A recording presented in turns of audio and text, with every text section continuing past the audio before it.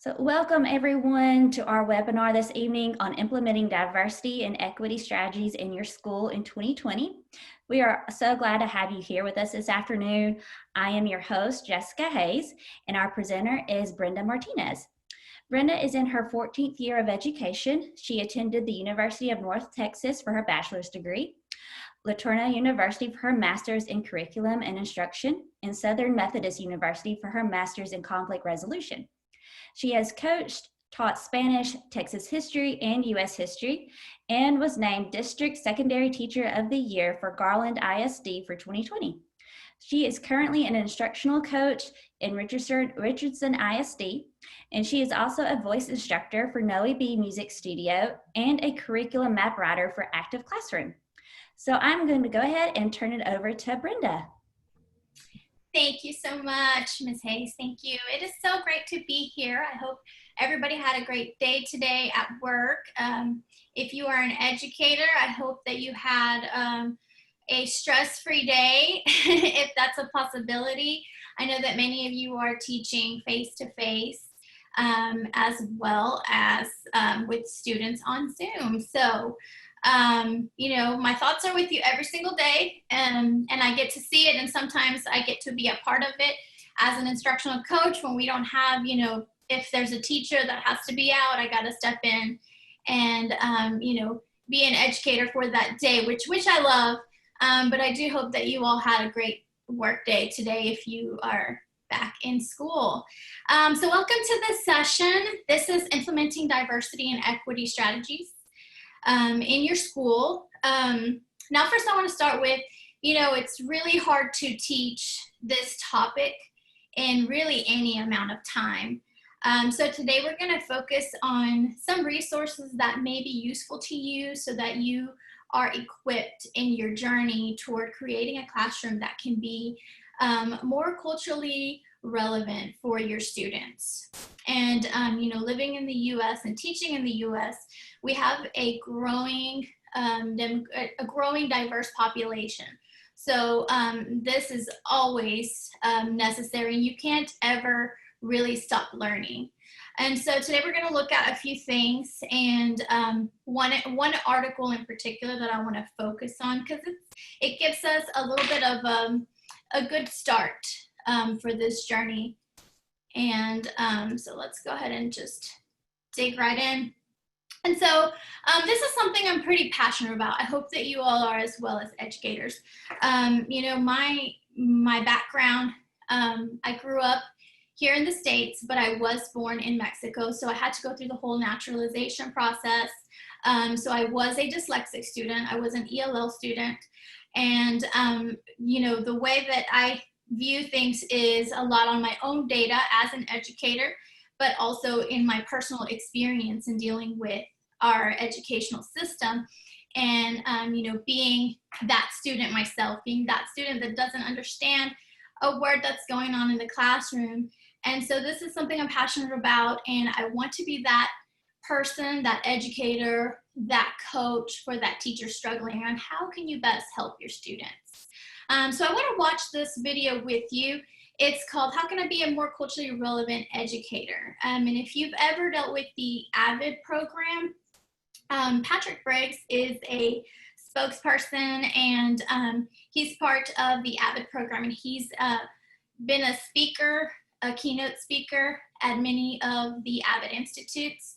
And so I want us to start out with this short video. And as we do so, just kind of think about and reflect on how much our expertise is needed during this time with current events, with COVID, with all the different protests going on, dealing with racial equality, because we all know that the things going on around, obviously they're going to overflow to the lives of our students and overflow into our classrooms. And so it's something that really we can't get around, especially if you're a social studies teacher. You're always having to deal with controversial topics. And so I feel like this is a year for the social studies teachers. This is our year, they need us, right? So let's watch this video together. And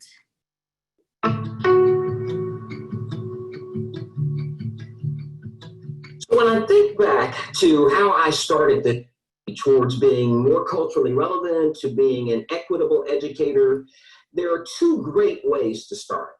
So the first one is examine your own data. It's really hard for people to argue with their own data, although some people do try. But when I examined my own data as a fresh out of college first year teacher, I was going to change the world. And then I realized there were some equity issues in the system into which I had chosen to go into as my profession. So examining the data entailed me as this fresh out of college kid who understood quickly that my data was showing there was a problem in the system. So a great example of that is, as a first year teacher, I had the privilege to teach 7th grade science. And the way our school was set up was I had one section of advanced 7th grade science, and I had 5 sections of regular 7th grade science. In a school that was probably 50-50 in terms of students of color and white students, my advanced 7th grade science class was 100%. 100% white middle class kids who all came from the same neighborhood. The 5 sections sort of looked like the school. That was data. The first thing I noticed was, how is that possible? How is it possible that the data are skewed to where one class is 100% white upper middle class kids and every other class looks like the school? So that was my first piece of data. The second piece of data that really had me catch on that something was wrong in the system was the data on discipline. Whenever I had students go to in-school suspension for whatever reason, and again, I didn't know why they were there, I didn't write them up, but all of a sudden, students started disappearing, and I'd say, where is John? Where is Samantha? They were in school suspension. So I would go visit in school suspension because I wanted to maintain the relationship with my students and say, hey, I can't wait for you to come back. Or I would even go get them out of there. I'd say, oh, can I go get them out of there? Just, I've set up a lab and I can't repeat it. So can he come with me? And all the other kids would say, take me with you too. So when I go into that room, this in-school suspension room is 100% kids of color, a lot of them from a certain apartment complex. How is that possible? So in terms of fixing the how, it now takes courage. You must have the courage to have that conversation. It's not popular, it's not fun, but I had to have the courage. As Maya Angelou said, without courage, you'll do nothing consistently. You'll do some things sometimes, but nothing consistently. So I started having that conversation with the data, and I realized, oh, the system is set up for this. The system you have in place is perfectly designed for the results you're getting. And once I realized that, I understood that it's not the kids, it's the system. And so I had to have the courage to say, either boys of color are just prone to misbehaving naturally, and prone to being in special education overrepresented, or there's a problem in the system. Now, let's discuss which one that might be. Either Black boys are just horrible in terms of behavior naturally, or something's happening systemically here to set up a place where honors looks one way, special ed, self-contained looks another way. In-school suspension looks another way. You have to have the courage to have that conversation. And once we had the conversation, then we were able to do something about it. But also remember, power concedes nothing without a struggle. That's Frederick Douglass. So what we need to do is be prepared to have the conversations, be prepared to have some thick skin, be prepared for people to disagree with you, put on your battle armor, because it's not a fun journey, but when you realize why you're doing it, I was doing it so that all students could be college and career ready, and you can't have all students college and career ready when some students have access to courses of rigor. So having the courage to have the conversations, and also being prepared for people to disagree with you. And that's where building relationships with other adults in the building started to help me, because no one wanted to hear all of the issues, all of the problems, all of the data that were skewed based on whatever reason. They wanted to believe that they were great teachers, and we all were. We were doing the best we knew how. So building relationships with other educators to say, hey, let me start with some like-minded educators. That's the best place to start. No matter where you are, no matter who's in your building, there are other people, other educators who believe and feel the same way you do about educating all kids. I believe all teachers believe that all kids should be college, career, workforce, military ready. But in terms of the inequities in the system, you're going to have disagreement there. So start with like-minded individuals and then build that coalition to a critical mass to now all of us are talking the same language about equity and college and career readiness for all kids. All right. So one thing that we want to think about as we're beginning our journey to creating a more culturally relevant classroom is, having that conversation like you mentioned. Thinking about, okay, why is our education system this way, and how can I use my own personal experiences and my own data really to help my students. So we have to put our personal beliefs aside and think about what is in the best interest of our students.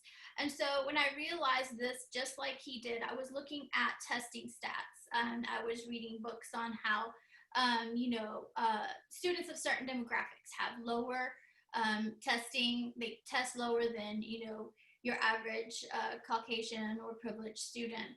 I was looking at, our own achievement gap in the districts that I've worked at, and the number of underachieving students always happen to be minority students. And to think as, a minority student myself, I realized that having to master academic tasks while you're under unfamiliar culture conditions is extremely hard. And so I know as teachers, we have our expectations for our students, but we have to be realistic about it. We have newcomers all the time. Even now we're getting new students in the mid-year. We'll probably get some towards the end of the year. And you just have to be ready to improvise and accommodate to the needs. And so also I noticed, the lack of programs that were offered to particular classes. So AP classes or pre-AP classes, honor classes, GT classes had different speakers, different programs, different opportunities, whereas your inclusion classes and regular student classes had, just your 2-year college representative, or maybe an Army representative, or no representatives come visit their classrooms. And so it's really important to kind of examine our own experiences and our own data as we're dealing with our students. And so here's a few important definitions to remember. So today we're kind of focusing on the systemic, institutional, because we know there's different types of racism, but what can we do as educators? So there's a lot of things, right, that we cannot control. A lot of things that our students and their families experience, people of color experience outside of, an educational setting. But as teachers, what are some things that we need to keep in mind? And so these are some helpful definitions that you may want to keep and refer back to. And so towards the end of the presentation, I will share my presentation with you so that you have this. But let's look at the institutional racism. Unfair policies and discriminatory practices of institutions that routinely produce racial inequitable outcomes for people of color and advantages for white people. And then you have the structural racism, so racial bias among institutions and across society that involves the cumulative and compounding effects of an array of societal factors, including the history, culture, ideology, and interactions of institutions and policies that systematically privilege white people and disadvantage people of color. So as we're thinking about our students' needs, we've got to keep those things in mind. And then racial equity, which is our overall goal, is the condition that would be achieved if one's race no longer predicted in a statistical sense how one fares. So keep those in mind. throughout your journey. Oops. And here's a quote I like from Sarada Hammond, who is an educator, and she is also an author. And so this is culturally responsive teaching. It begins when a teacher recognizes the cultural capital and tools students of color bring to the classroom. So this is important for us as educators to think about that and realize how important our students are that bring different backgrounds and that are essentially the future of our country. Here's another quote by Gloria Ladson-Billings, who is also an educator, and she is the editor of Culturally Relevant Teaching. And both of these books are great. But it says, a pedagogy that empowers students intellectually, socially, emotionally, and politically by using cultural reference to impart knowledge, skills, and attitudes. So this is, just a reminder to think about where our students are coming from as we are empowering them and as we are teaching them day to day. So first steps is to understand that we have a duty as educators in making our classroom and school a safe place for all children. So this means setting our personal beliefs aside to create an environment where we strive to implement diversity and equity. So we're in it for our students. We need to understand that the system has allowed our children who belong to historically oppressed groups to fall behind and be willing to have that conversation. So one thing he mentioned is, having conversations with like-minded educators or other adults in your school that can help you get started on your journey on making your classroom and your school more culturally relevant. So today, as we're preparing, I want us to do a little jigsaw activity just for a few minutes. We're going to be looking at an article, and I believe we will be sharing that with you on the chat. And this article is broken into 5 different parts. So we've got developing cultural diversity, designing culturally relevant curricula, just 5 different topics that we're going to look at: demonstrating cultural caring and building a learning community, cross-cultural communications, and cultural congruity in classroom instruction. So we're going to do in our jigsaws, we're going to break into 5 different breakout groups. And within your breakout group, if we can just read it, take a few minutes to read it, and then collaborate in a discussion. And then we don't have to create a slide and all that because we don't have enough time to do that. But if we could just, as you're reading it and discussing it with your group, just take the time to come up with some points or a quick summary that you can do so that everyone can, every group will have a chance to share out when we come back together. And so for a few minutes, we're going to do that. We'll be breaking out into 5 different groups. And in your group, you can, somebody would love to volunteer and be, take the ideas from the group as to what is the article, what is your section about. And so we have groups 1 through 5, and Jessica will facilitate that in just a second. But within your group, just read your section. So depending on what number you are, and if you forget, I will type it in the chat as well. You have a different section in the article. So we are going to be looking at that. And so here's our article. Let me pull that up. Alrighty, here it is. So we're going to be reading and, just discuss what are some of the main ideas that you found in your section. And then as we come together, if we can have 1 or 2 spokespeople kind of share out. This is a great article. It is part of the book, Culturally Responsive Teaching, and this is by Geneva Gay.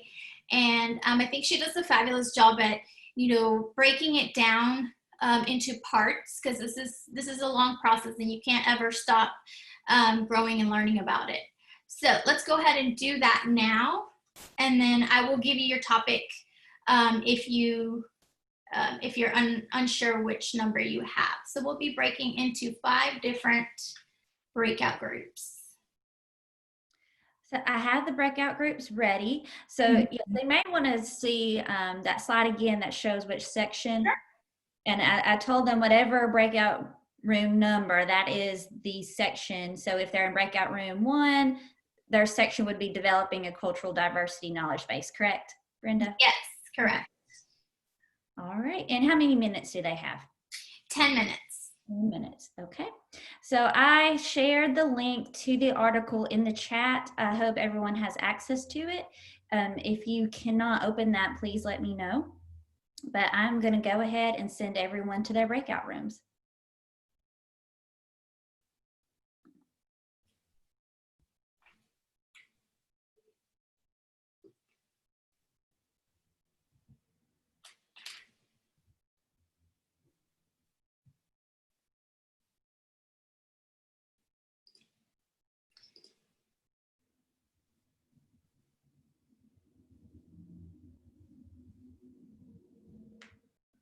All right.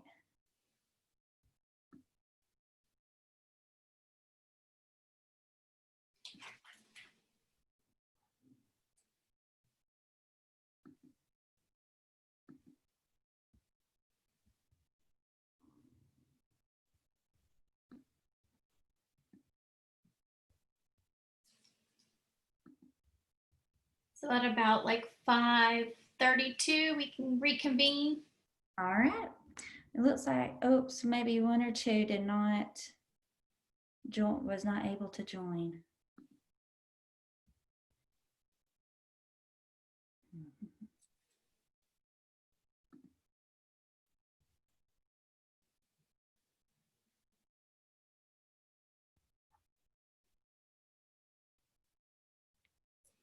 Okay. I think she said she was the only one in room 2. Okay. Let's see. We have 3 here. I can send all 3 to a breakout. Okay. If that would work. Sure.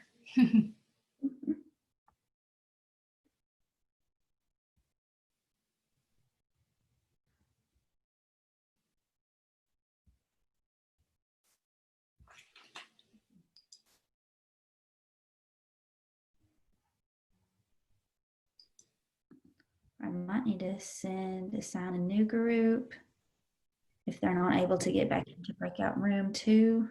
Okay.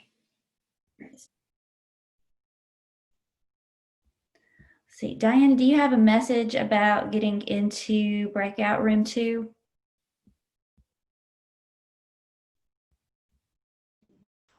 Yes, I was, I guess when I clicked on the link for the article, it kind of, I don't know what Zoom did, but when I went into the breakout room, I was the only one in there.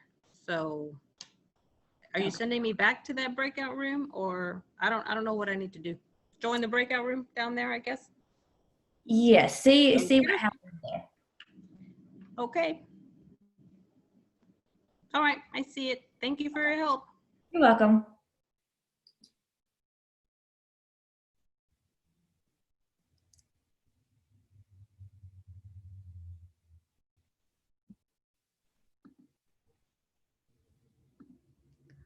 See, and Dina and Vicky, if you have a button to join breakout room 2, you can do that as well.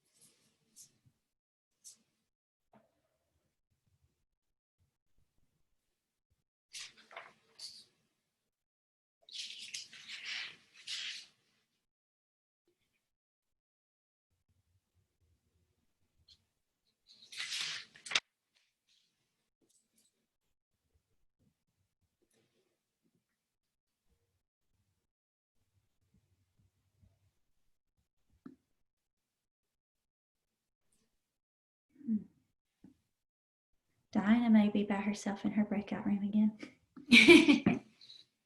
Uh-oh.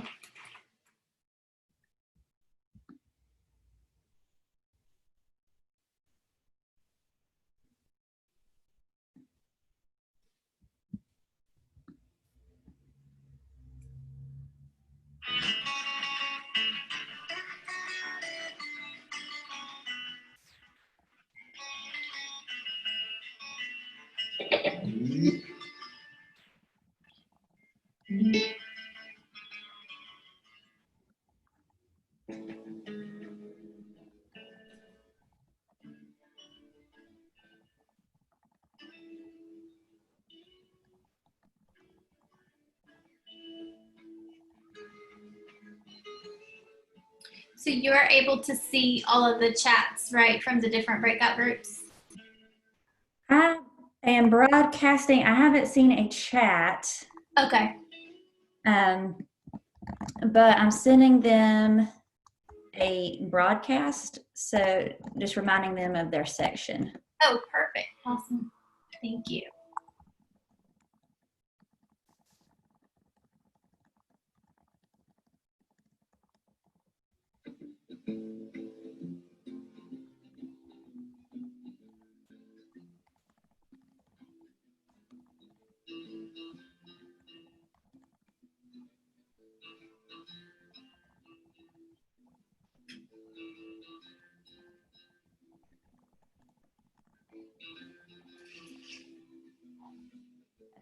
That's helpful. Yes, absolutely. I didn't even think about that. How will they, and I forgot that co-hosting, sometimes you can't do a lot of things. Yeah, so you could hop in and out of the breakout rooms. Mm-hmm. If you see that box and click join, I think you could probably hop in and out. But I wasn't sure if they could, in their breakout room, if they could still see your screen with all the different sections. So I just broadcast that message to everybody. Good. Yeah, I don't think it can. Well, at least, when I've used it before, Right. I think you have to like jump in the room and share the screen and then jump out. I was thinking about that. I was like, I don't think they can see the section. So hopefully that would clear up any confusion.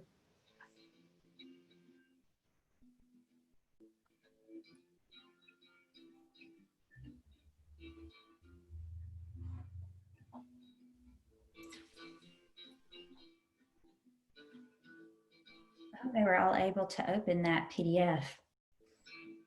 I hope so. I think if they couldn't, they can get out of their breakout room and come right back to.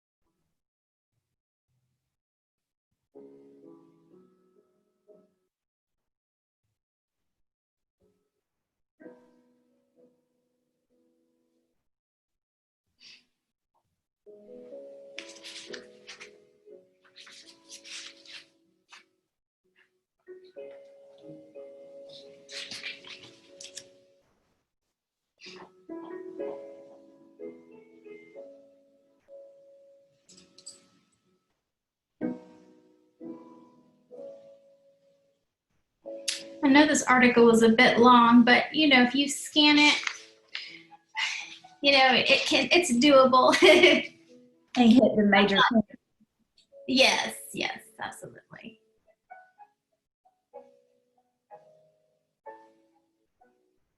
See, about 1 minute left. Yes. I'll send a message.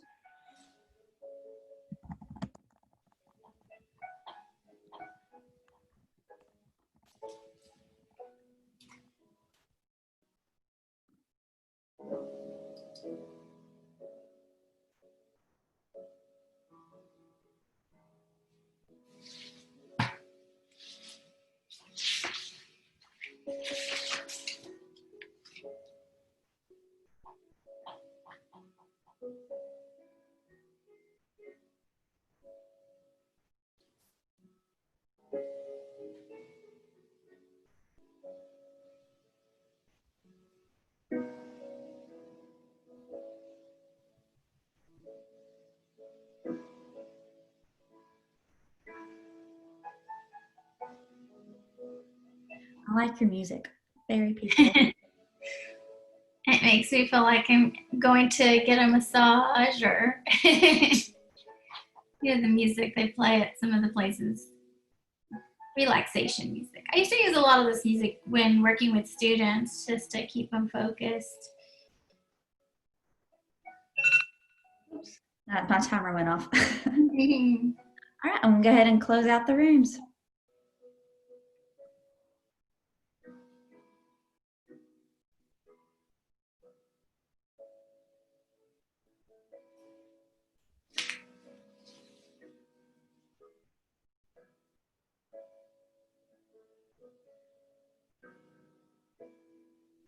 I love having a host. Wish all teachers could have a host. Make life easier. It makes it easier, yeah, less stressful.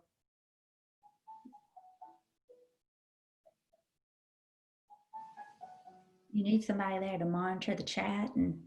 Absolutely. There's been times where I've forgotten all about the kids on the chat, and I'm like, oh my goodness. Okay, and the kids face to face, and the kids back on the chat. So yes, That's a lot to manage. mm-hmm.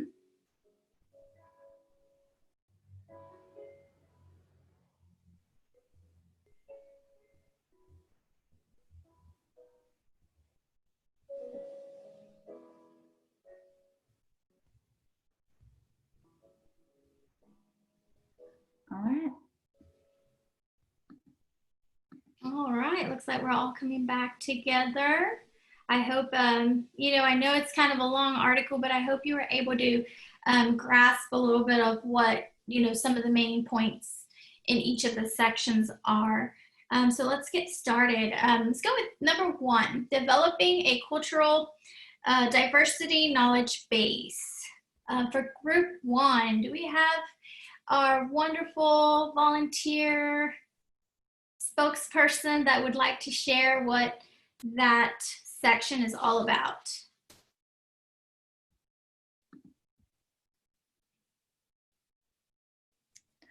Teresita, I believe you were group 1, breakout room 1, you and Victoria.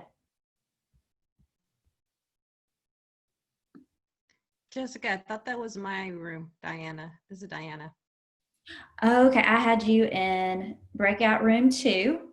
But if you read for 1, you can go ahead and share for 1. Oh, sorry about that. At first I had, I don't know, maybe I was lost because it said breakout room and then in parentheses and number 1. Oh, okay. That was probably how many you had in there. If it was just you in there, but it's fine. Okay. I'm sorry, Christina, I believe it's Christina. It says Victoria, but she says her name is Christina. So her supervisor's name is showing up instead. But we were just talking about how developing cultural diversity knowledge base, it's all about the relationships that you build.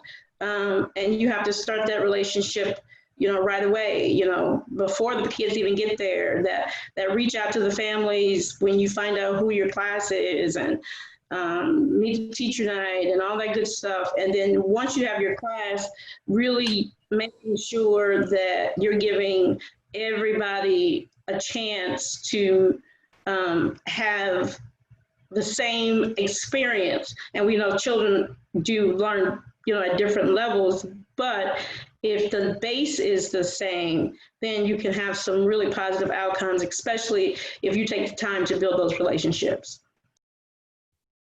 Absolutely. Thank you so much for sharing.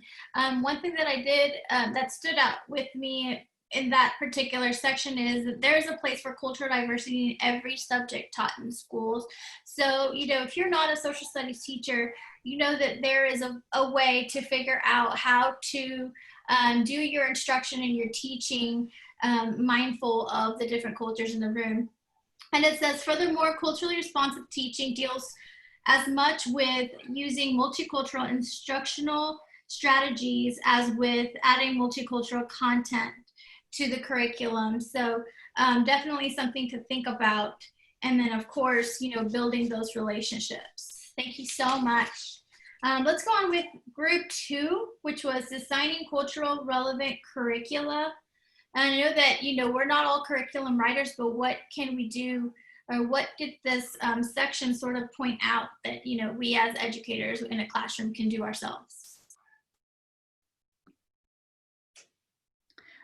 So I'm not sure if you might just want to comment on it, Brenda. I'm not sure if anybody was in that breakout room, that section. Sure. I think that this section really talks about, trying to get your curriculum to where it is a culturally responsive curriculum. Now we know that's hard.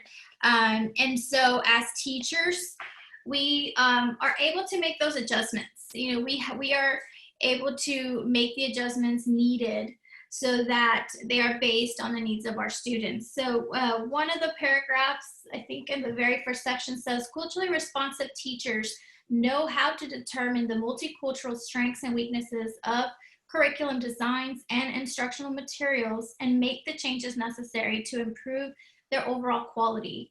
I taught history for a long time, and a lot of times, in the district I was at, for a Hispanic population, they're coming from a different country. It's not something they're really interested in. And so I had to figure out a way to get our Hispanic history figures involved and mentioned more, because in our textbook, they weren't necessarily mentioned.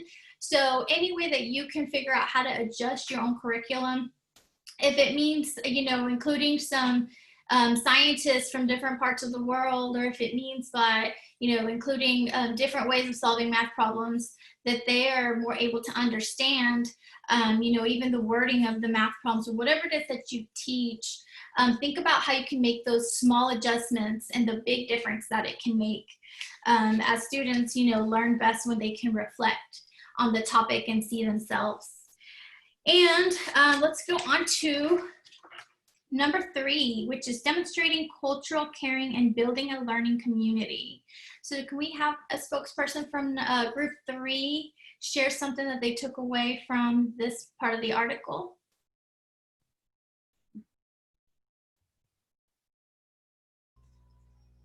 I'll chime in for a section. Most of us found the last paragraph of that section kind of really resonated with us, and it really stressed kind of building community within the students in the school. So they weren't necessarily working in isolation or only focused on kind of individual achievement. It was really getting the kids to work together, to learn from each other, for the sort of everybody rises approach. In particular, for me, I found the phrasing where they talked about it's action oriented, not the normal benign neglect that we just think, well, do the best that you can. And I know as a teacher, there are times when out of my own exhaustion in trying to meet the needs of everybody, I fall into that. Well, do the best you can, rather than let's find some steps to make that pathway workable for you. Absolutely. Thank you so much for that. I'm guilty of it as well. You have so many kids. A lot of times social studies is a place where you have like the 35 kids per class, and it makes it so hard to meet the needs of the kids. So yes, it's easy to be like, hey, you'll be fine and not really address those things. But you mentioned something that really is important, thinking about the students that come from collectivist cultures. Here in the US, we're mostly into an individualistic type of culture, and a lot of the different students from different backgrounds do not understand that, or don't have any recollection of it, and this is kind of the first time they are acquainted with an individualistic culture. So the fact that we can make it a collectivist, collaborative setting really helps us in our classroom. Everybody does well, everybody work together type of thing. And, that is a great way to motivate our students and, eventually reach student achievement and mastery. Let's look at number 4, cross-cultural communications. We can get somebody from number 4. Brenda, it's me. Okay, so okay, so me and my partner were in there and we read this, and the one thing that stood out to me is that the one thing that you need to understand if you want a culturally relevant classroom is that multicultural kids actually communicate differently. And once you can encode, that's the word they used, this cultural language of your students, then you'll have more success actually teaching them. First, like they talked about the call response, like a lot of times I did teach in Dallas at a point, and I just remember when I first got down there that the kids would shout out, or they would talk over you, or they would talk while you're talking, or, you know, and most people think that's such an impolite way of children communicating with you, but as you learn that it's part of their culture, that that's what they do, and you start using it for good instead of evil and encouraging it instead of discouraging it, then you'll get more buy-in from those students. And also the other thing they talked about is the way the kids speak. Like, you may ask a simple question and it may turn into story time for these kids, because they'll go around the story 50 million ways, and you're like, oh my God, just get to the point. But they can't, because in their culture, they have been taught to tell the story, to tell the whole story, to tell all the little details and everything like that. And so when you like ask a kid to read out, or you ask a kid to explain, they may go off on a tangent that you don't understand, but that doesn't mean that they don't understand what they're learning. It just means that's how they're going to communicate. And once you learn that, then you'll have some more success. Perfect. Thank you. Very well said. Absolutely. So as educators, we definitely have to be mindful on how we speak to the students, but also be mindful on how they may speak to us.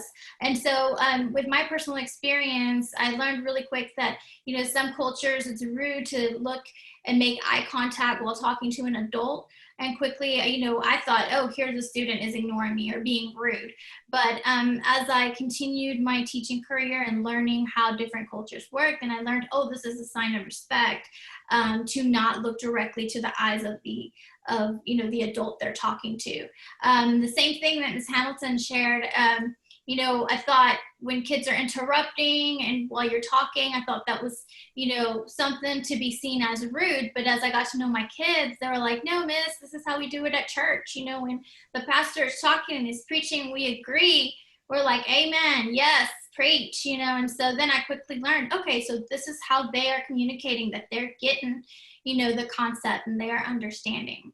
Thank you so much. Let's go with the last one, which is number 5. I believe we have one more: cultural congruity in classroom instruction. If group number 5, we can have somebody share out something that stood out from this last part of the article.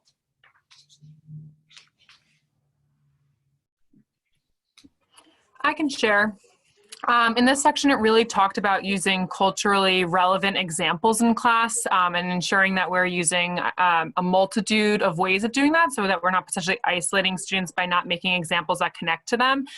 So in the reading, it gave examples like in mathematics, when you're learning angles, you can use maybe a pattern from a certain culture to look at that angles versus maybe, I think, Brenda, you brought up the example of in your class of including different historical figures that might be connected to the background of students. So similar to that first group, you need to know the background of students in order to provide examples that are meaningful and can connect to them in cultural responsive ways. And it's not only just for those kids, but for also everyone else to be exposed to those different cultures as well. Absolutely. So important to find, you know, that relatability with the student. Thank you for sharing. And let's just kind of look at the conclusion. Something that stood out is in the very first part, says, because culture strongly influences the attitudes, values, and behaviors that students and teachers bring to the instructional process, it has to likewise be a major determinant of how the problems of underachievement are solved. So again, you know, examining our own data and our own experiences are, you know, a way that will allow us to begin this journey. And so it starts with us, you know, in our own classroom. What can we do that's like right now that you can do? We can make our classroom inviting. Everyone should feel welcome and accepted. And remember that kids cannot learn and express their ideas when they're in an environment that they don't feel welcomed in. Come up with ideas during PLC, discuss strategies that help in making students feel welcome, and then of course celebrate your students in your classroom. And you will be so glad that you did and how much you learn from that student's culture. And then school-wide, think about professional development on culturally relevant teaching. I know AVID has a particular training that you can do. They can either come do it at your district, or if you've ever done an AVID Institute, it's one way. But you know, and I'll share some resources before we go. Create school-wide events such as Black History Night, Hispanic Heritage Night, Multicultural Night, or school-wide assemblies. And you know, this may already happen in your school. Get more involved and let the students see you at these events. You'll be surprised how much more they will, you know, it will help in developing that relationship with them. Allow organizations to take part, example like cheerleaders cheering in Spanish in certain events, or the culinary class making a dish to celebrate a cultural holiday. Or just if you're an art teacher, creating pictures or art that represent diversity or that represent, you know, the population in your school. And decorate your building. Placing displays of people that represent your population, you know, that look like the students. And I'll give y'all some examples like Frida or a Black American figure throughout the school to make it inviting and make it feel welcome for different cultures. And so, you know, my previous district, I created during COVID time to try to engage our students and participate in our Cinco de Mayo festivities. 2 other teachers and myself went and created a Selena. If you're familiar with Selena, which is a Tex-Mex, she was a Tex-Mex singer. We did a little showcase where we put our talents together. So our orchestra director, our art teacher, and myself being the history teacher. So I'll show you a little snippet of the video if it's available. So these are just some things that you can think about as you're being creative.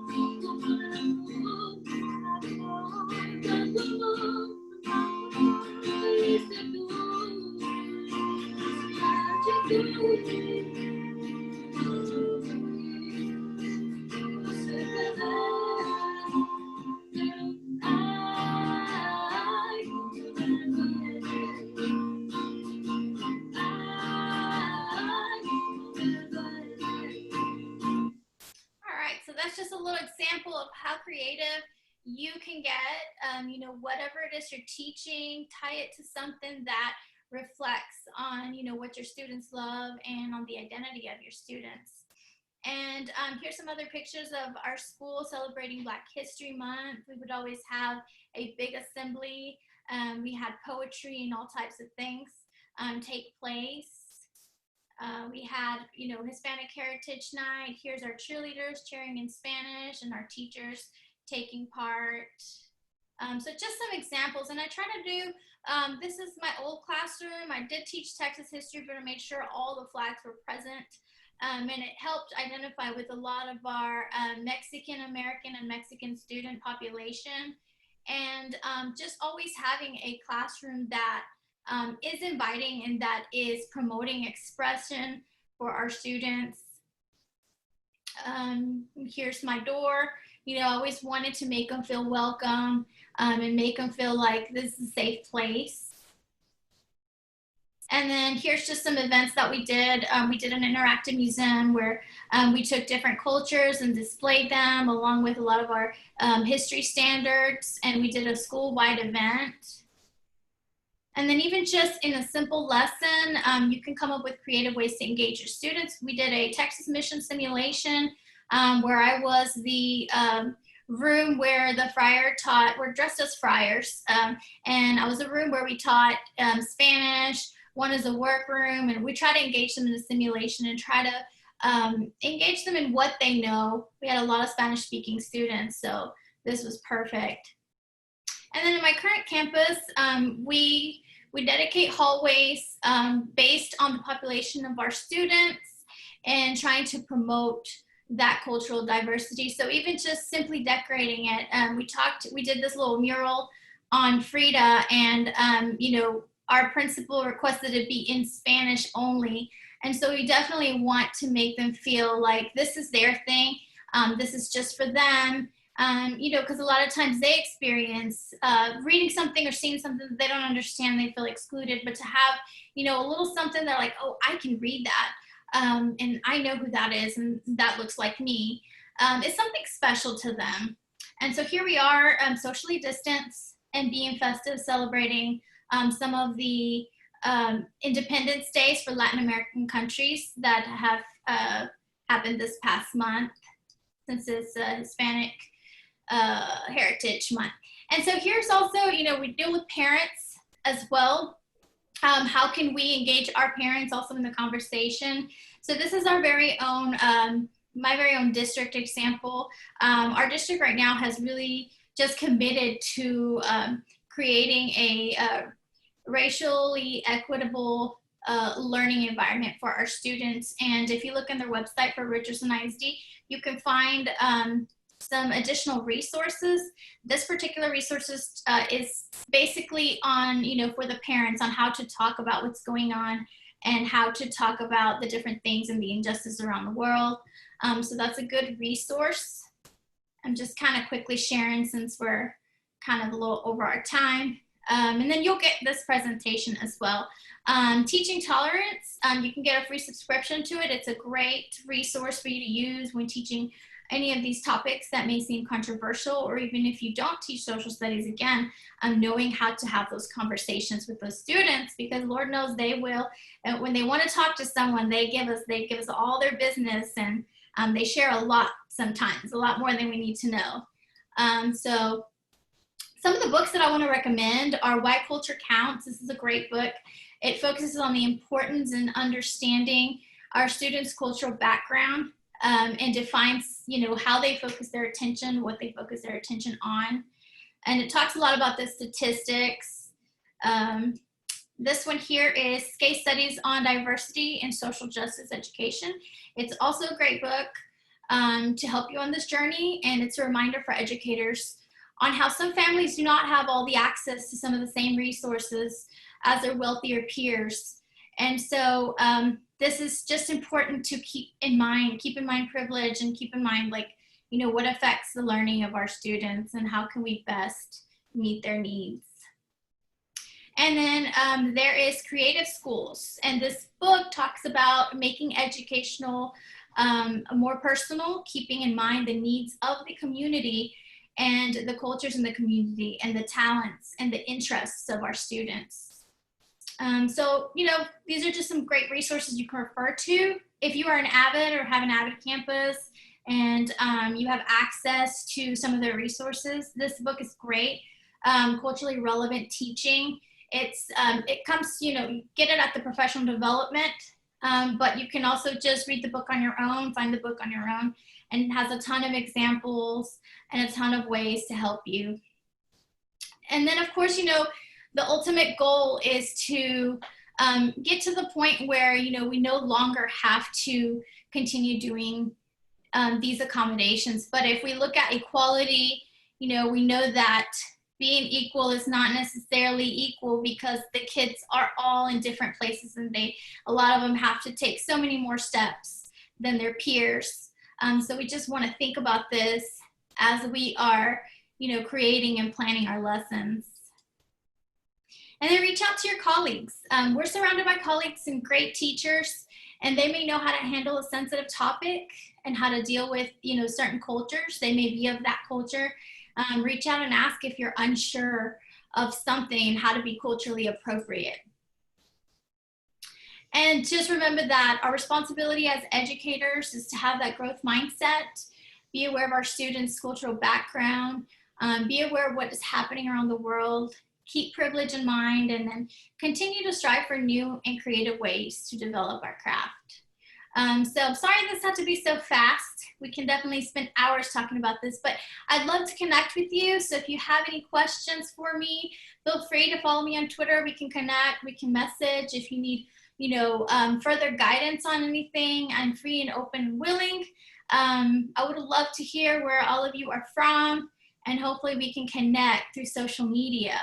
But before we go, let's take, y'all have any questions or anything that we can, discuss right quick, given our time.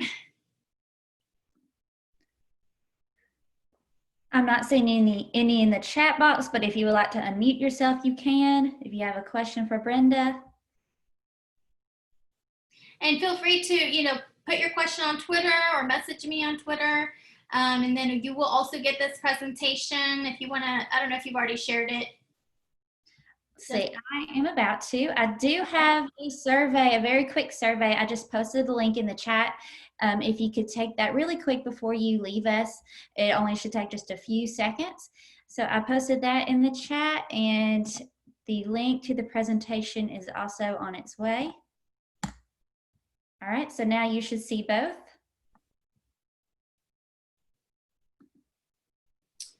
Awesome. And